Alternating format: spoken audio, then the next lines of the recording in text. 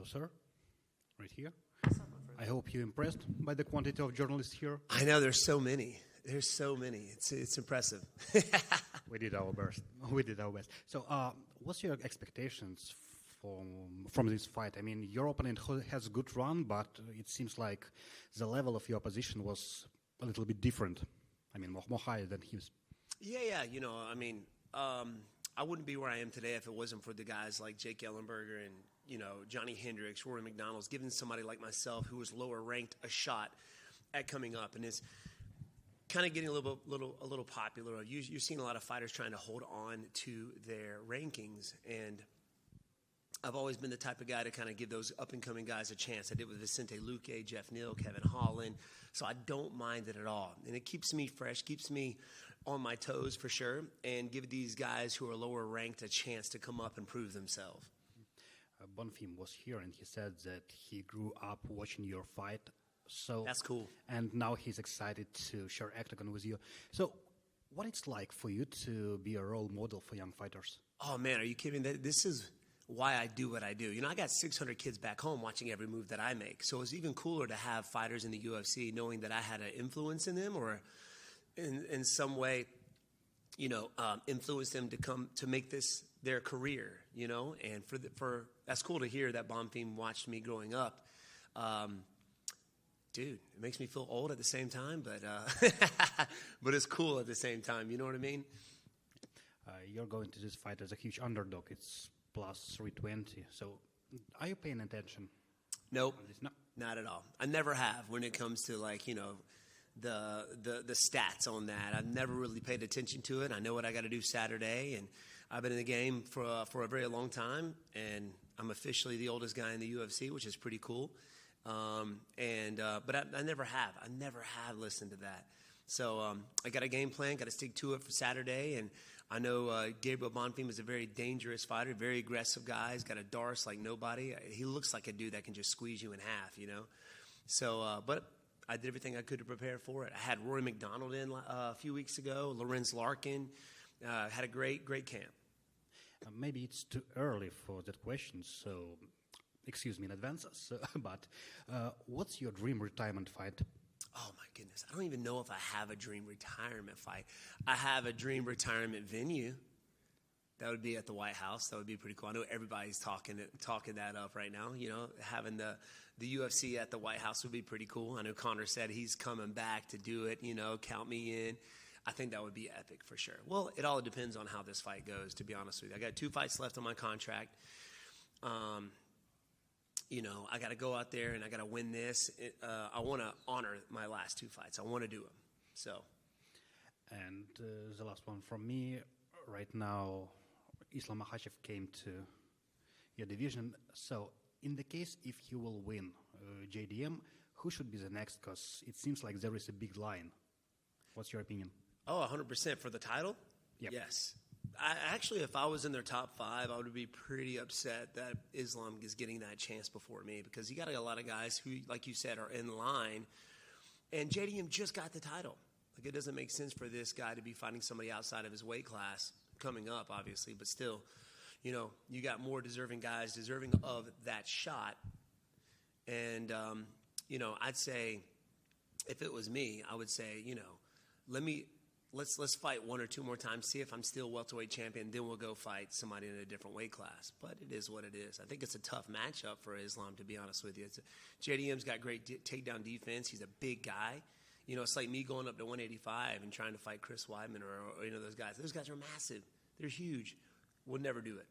So I think it's a tough matchup. And, you know, JDM won the belt off of somebody who's got a similar style as Islam and Bilal Muhammad. So I think it's a tough one. But Bilal didn't wrestle. No, he tried to, but JDM did a really good job. Had takedown defense, and he's a very strong guy. I hear he's a very tough, very strong guy, and he hits like a truck. So, very dangerous for Islam for sure. Thank you, and good luck on Saturday night. Thank you very much. Over here. Yes, sir. No lie, on my notes, preparing for this, the first thing under your name says "nice guy." The first thing you do when you walk in, you complimented my beard, so thank you. You're welcome. You might go down in history as the nicest fighter in the UFC of all time. But when you're in the octagon, you are still a dog. Is that just the two ends of the spectrum for you that's balanced, or are you actually flipping a switch from this nice guy to the fighter? I think I don't know if it's a switch, but I've been in the fight game for 27 years, man. It's crazy to hear me say that, but 27 years, and I know what needs to be done. I know it's business when I'm out there. I know what I got to get done. I know what he's trying to do to me. So I don't know if it's a switch, because there's been things that have happened in the octagon. I think I stepped on Jeff Neal's foot and he fell down. I'm like, that's not an honorable takedown. Get back up, stand back up to my feet. So I'm still there, but at the same time, it's sometimes it's a fight or flight mentality. For instance, whenever Kevin Holland smoked me in the head in the first round, I would say something switched. It's like flipped then, and I don't know. I guess the animal comes out of you. But all right. I'll say it's a flip, a switch that flips. I think I never really thought of it until you brought that up, but I think it is a switch. You know what this guy's trying to do to you. I've had a lot of people help me prepare for this and sacrifice time, sacrifice their bodies to help me get to where I'm at. So all that's in your head when you're stepping out there, so you know you got to get it done. So I would say, yeah, there is a little bit of a switch that flips when you step out there, for sure. You just said you've been doing this for 27 years total. From when you went through your first camp, and now here you are, oldest in the UFC, coming on the tail end of your contract here, how has your mindset through a training camp evolved over time? Well, obviously, the mindset's still the same. I just got to be smarter with my training. So, when I was 15, when I had my first, kickboxing fight, man, it was, I could go to one training session right into the next and feel fresh for every one of them. I could train all day long and just feel phenomenal throughout the whole time. Now, I got to really listen to my body. I spend more time in taking care of myself than I do training. You got to really listen to your body, more time in physical therapy, massage therapy, ice baths, and just kind of listening and honing in on yourself, so that way you're not injuring yourself. My number one goal at this point really is to make it to fight week uninjured. When I fought Buckley, I didn't spar for almost a month. I ended up injuring my neck and a pinched nerve. I couldn't really, the whole left side of my body was kind of a lot weaker than my right. I remember I was throwing up like one, which is probably not a lot of you guys, but for me in my weight class, I'm like throwing up, 110 pounds with my right, and then I switched to my left, and I couldn't even hold the weight all the way up to like 40 pounds. I could barely push up 40 pounds, and it was just a complete shutdown of my left side of my body from that pinched nerve. And so I didn't spar. So I didn't want that to happen again this time. So I got a group of great guys around me who take care of me, give me the work that I need, and still give me a good look, so I make it to fight day uninjured. So the mindset right now is to, listen to my body and make it to fight week. All right, thank you. You're welcome. How you doing, man? Doing good, my man. Doing good. Glad to hear it. So, I guess you mentioned being the oldest fighter in the UFC. Do you feel that? You talk about all this training you do to kind of like keep your body right?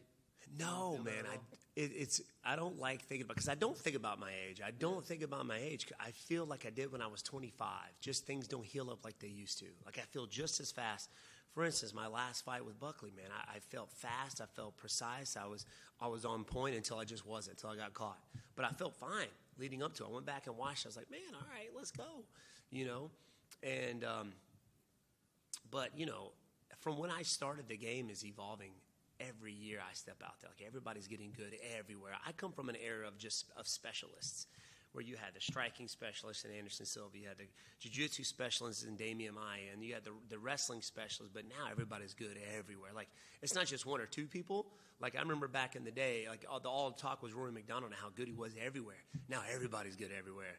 So I'm still playing catch up. I'm still evolving as well as a martial artist. But yeah, man, I'm out there with these young studs coming up, and I want them to earn their spot. I want them to earn it. If they're going to beat me, then they've earned it. But my goal is to not let that happen, So, yeah, man, ready to rock and roll for Saturday. Definitely. Well, that's all I got for you. Appreciate you. Thank you, guys. Best I of luck. appreciate you. Oh, you wanted it back? Yeah, just listening to you talk right now, it's been pretty inspiring right now. And, in other sports like football, it's very popular to like draft the next quarterback and that passing of the torch. Obviously, fighting is, an individual sport, but you still being here at this level on a main card at this age, I know you said you don't think about it, but do you still feel this pressure to like pass on the knowledge of the up and coming, and how do you do that? 100%, man. You do that. You can do that inside the cage and outside of the octagon, right? Like, I want to be known as not just a good fighter, but just a good human being, to be honest with you. And I do that in the way that I carry myself inside and outside of it. Inside, especially these up and coming like Gabriel Bonfim, you beat me, it's well deserved. Like, you got it. But it's also a chance for me to test myself as well. Like, I'm in the sport. The title, I'm always thinking about it. It's far from my reach right now, but it's always in my mind. And but the main focus is how good can I get? And my test to that is going through the training camps, but my test is facing off against the Gabriel Bonfims of the division in the cage. So that's how I test myself. And I'm always always trying to improve myself, my skill level, my athletic ability, my mindset. And Saturday night is going to be my test. So that's how I pass it on. I pass it on by giving them that opportunity, but making sure that I am the best I can possibly be. So that way, if when I win, if I do win, they know what they got to work on. If they beat me, it's well deserved on their part.